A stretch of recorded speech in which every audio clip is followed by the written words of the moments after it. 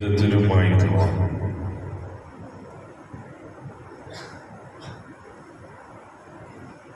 സമരത്തിൽ ഭൗതികമായി ആയുധങ്ങൾ കൊണ്ടാണ് ശത്രുവിനോട് പോരാടുന്നതെങ്കിലും ആത്യന്തികമായ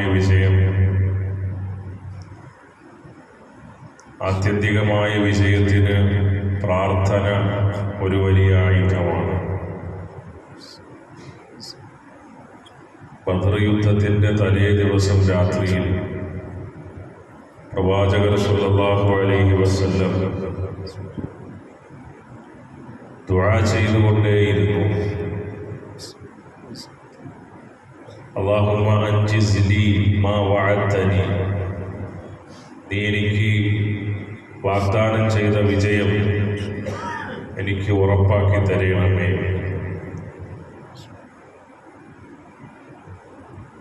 ഈ ഒരു കൊച്ചു സംഘം നശിപ്പിക്കപ്പെട്ടാൽ നിന്നെ ഇബാദത്ത് ചെയ്യാൻ ഈ ഭൂമി ലോകത്ത് ഒരാളും ഉണ്ടാവുകയില്ല.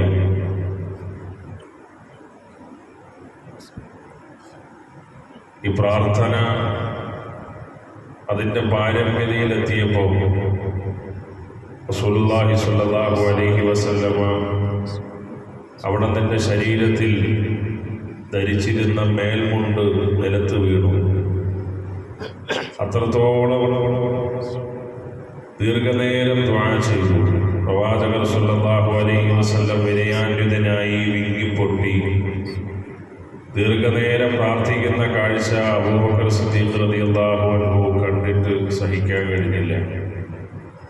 നബി സല്ലല്ലാഹു അലൈഹി വസല്ലമയുടെ ശരീരത്തിൽ നിന്ന്, തോളിൽ നിന്ന് നിലത്തേക്ക് വീണ ഷാളിനെ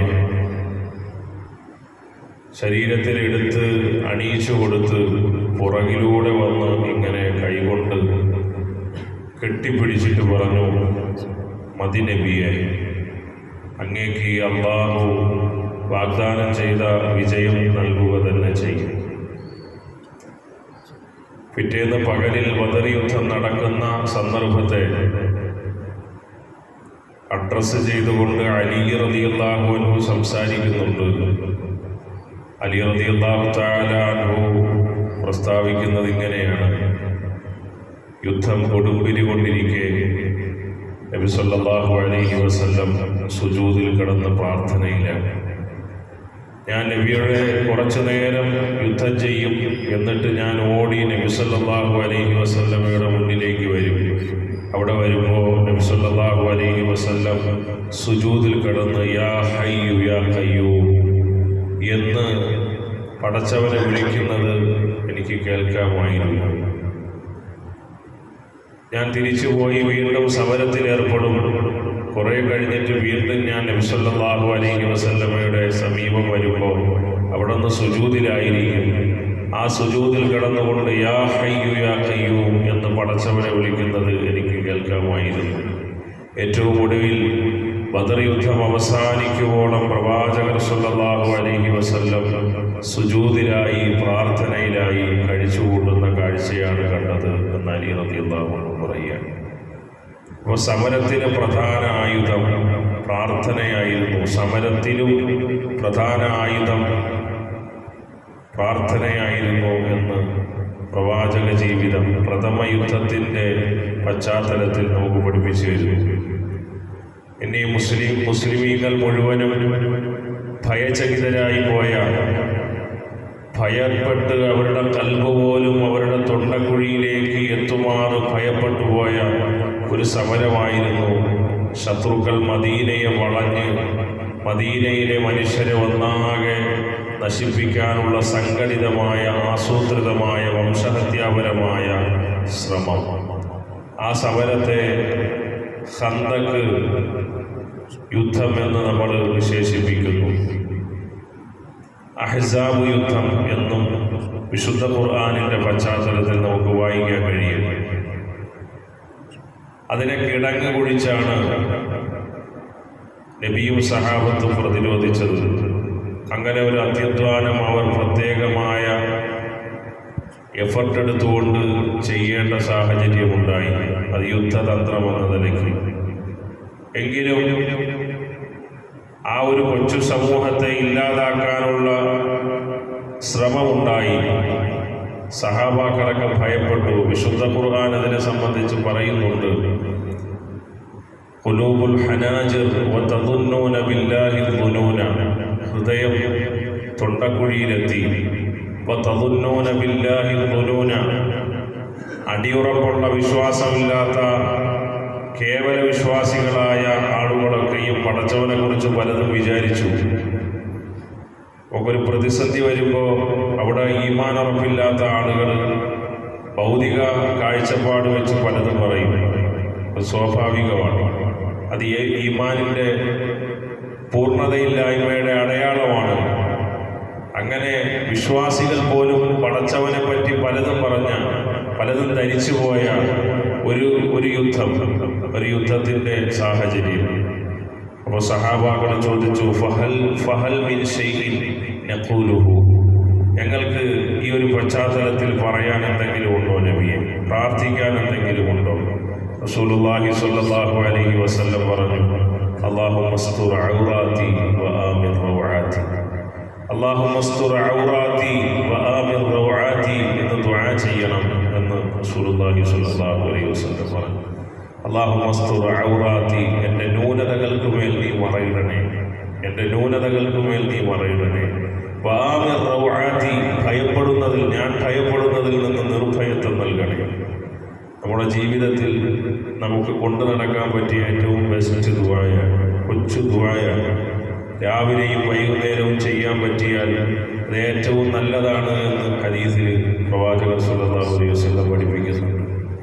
അപ്പോൾ ഈ ഒരു ചെറിയ പ്രാർത്ഥന സഹാബാക്കൾ പറയുകയാണ്,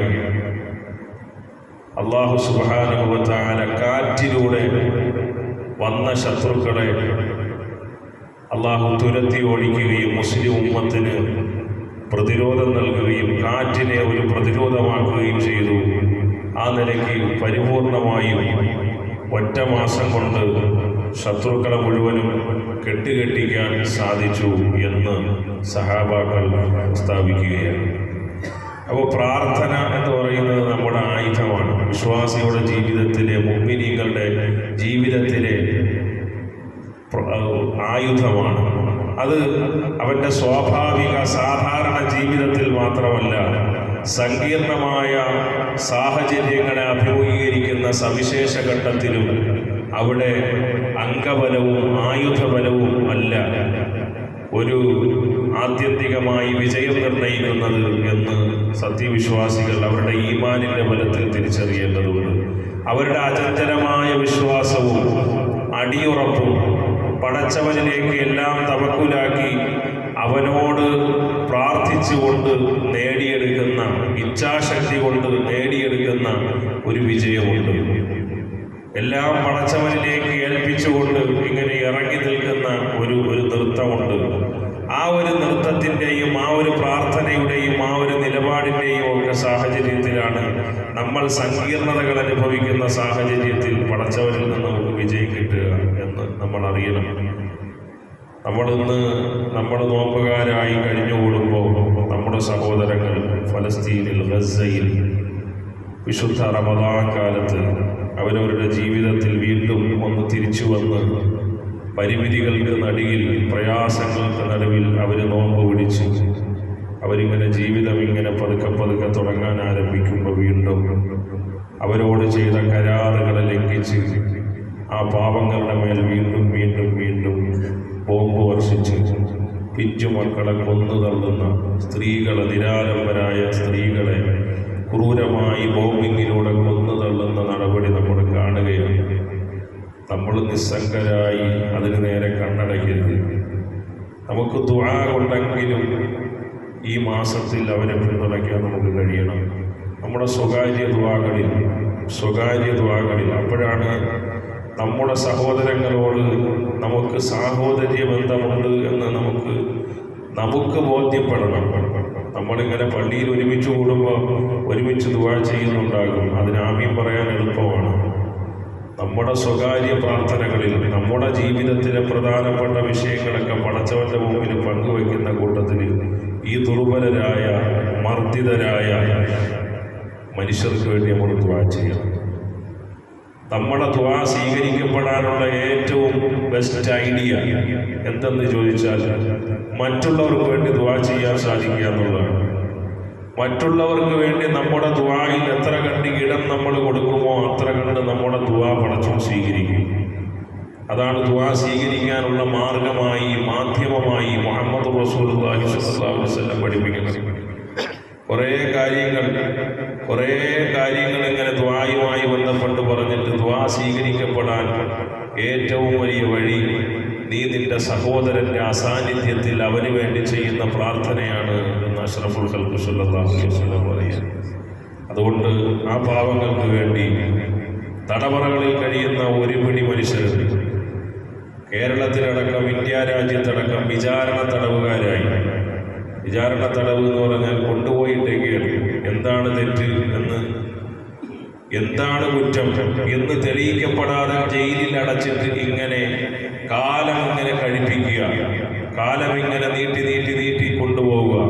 ഏറ്റവും ഒടുവിൽ നിരപരാധിയാണ് എന്ന് പറഞ്ഞിങ്ങനെ വിട്ടയക്കുക. ഈ അടുത്ത് 10-17 കൊല്ലം ഒരു കേസിൽ അകാരണമായി ശിക്ഷിക്കപ്പെട്ടൊരു സഹോദരൻ്റെ അയാളുടെ ജയിലനുഭവങ്ങളെ ചേർത്ത് വെച്ചുകൊണ്ടുള്ളൊരു ഗ്രന്ഥം വായിക്കാനിടയായി. തടവറക്കാലം എന്നാണ് ആ ഗ്രന്ഥത്തിൻ്റെ പേര് അദ്ദേഹം കൊടുത്തിട്ടുള്ളത്. ഓരോന്നും വളരെ പ്രയാസത്തോടുകൂടിയല്ലാതെ നമുക്ക് ഓരോ താളും വായിക്കാൻ കഴിയില്ല. അങ്ങനെ ഓരോരുത്തരും അനുഭവിക്കുന്ന പ്രയാസങ്ങൾ, പ്രതിസന്ധികൾ, ഇങ്ങനെയുള്ള മനുഷ്യർ കുറേ ദുർബലരായ, നിരാലംബരായ, സത്യത്തിന് വേണ്ടി, നീതിക്ക് വേണ്ടി ശബ്ദിച്ചതിൻ്റെ, നിലകൊണ്ടതിൻ്റെ പേരിലൊക്കെ ജയിലിലടയ്ക്കപ്പെട്ടു പോയ, അരികുവൽക്കരിക്കപ്പെട്ട ഇങ്ങനെ കുറേ മനുഷ്യർ നമ്മൾ അനുഭവിക്കുമ്പോഴുള്ള സ്വാതന്ത്ര്യം അനുഭവിക്കാൻ കഴിയാതെ, സൗകര്യങ്ങളും ജീവിതവും അനുഭവിക്കാൻ കഴിയാതെ ഇങ്ങനെയുള്ള കുറേ മനുഷ്യർ നമ്മുടെ ജീവിത പരിസരത്ത് കഴിഞ്ഞുകൂടുന്നുണ്ട്. ആ മനുഷ്യരെ നമുക്ക് ഈ റമദാൻ കാലത്ത് സഹോദരങ്ങളെ നമ്മളുടെ ദുആയിൽ, സ്വകാര്യ ദുആകളിൽ, പൊതുവായുള്ള ദുആകളിൽ നമ്മളൊക്കെ ആമീൻ പറയുമ്പോഴും സ്വകാര്യ ദുആകളിൽ നമുക്ക് അങ്ങനെ ഹൃദയം നൊന്ത് ദുആ ചെയ്യാൻ സാധിച്ചാൽ അത് നമ്മുടെ ഉള്ളിൽ ഈമാൻ കിനിയുന്നുണ്ട്, നമ്മുടെ ഉള്ളിൽ നന്മയുടെ ഉറവ പൊട്ടുന്നുണ്ട്, അതിശക്തമായ സാഹോദര്യ ബന്ധത്തിൻ്റെ ആന്തോളനങ്ങൾ നമ്മുടെ ഉള്ളിൽ അലയടിക്കുന്നുണ്ട് എന്ന് പടച്ചവന് മുന്നിൽ സാക്ഷ്യപ്പെടുത്തലാണ്. അല്ലാഹു റബ്ബുൽ ഇസ്സത്ത് പരിശുദ്ധ റമദാനിൻ്റെ പശ്ചാത്തലത്തിൽ നോമ്പെടുത്ത് സൽക്കർമ്മങ്ങൾ ചെയ്ത് കൂടുതൽ ശുദ്ധിയുള്ളവരായി, പടച്ചവന് പ്രിയപ്പെട്ടവരായി അവൻ്റെ മുന്നിൽ ജീവിക്കാൻ ശ്രമിക്കുന്ന നമ്മുടെ പ്രാർത്ഥനകൾക്ക് വിലയുണ്ട് എന്ന് നമ്മൾ അറിയണം. നമ്മൾ ശുദ്ധീകരിക്കപ്പെട്ടുകൊണ്ടിരിക്കുന്നു. അതിനിടയിൽ നമ്മൾ ചെയ്യുന്ന പ്രാർത്ഥനയ്ക്ക് പടച്ചവൻ വലിയ വില നൽകുന്നുണ്ട് എന്ന് നമ്മൾ അറിയണം. ആ പ്രാർത്ഥനയിൽ നമുക്ക് ഉൾപ്പെടുത്താൻ പറ്റുന്ന ആളുകളെ കൂടി ഉൾപ്പെടുത്തണം, പ്രത്യേകിച്ച് സ്വകാര്യ ദുആകളിൽ.